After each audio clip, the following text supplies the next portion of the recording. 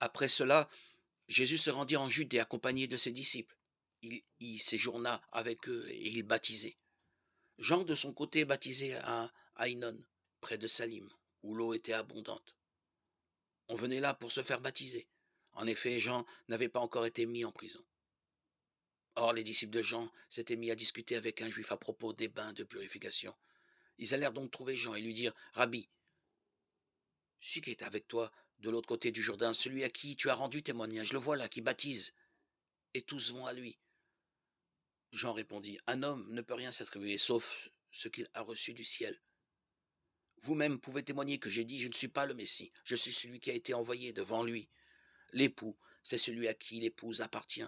Quant à l'ami de l'époux, il se tient là, il entend la voix de l'époux, et il en est toujours joyeux. C'est ma joie, et j'en suis comblé. Lui, il faut qu'il grandisse, et moi que je diminue. Celui qui vient d'en haut est d'au-dessus de tout. Celui qui est de la terre est terrestre, et il parle de façon terrestre. Celui qui vient du ciel rend témoignage de ce qu'il a vu et entendu, et personne n'accepte son témoignage. Mais celui qui accepte son témoignage certifie par là que Dieu dit la vérité.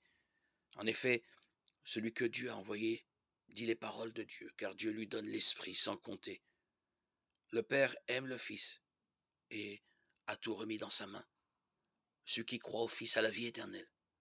Celui qui refuse de croire en lui ne verra pas la vie, mais la colère de Dieu demeure sur lui. Jean 3, 22-36.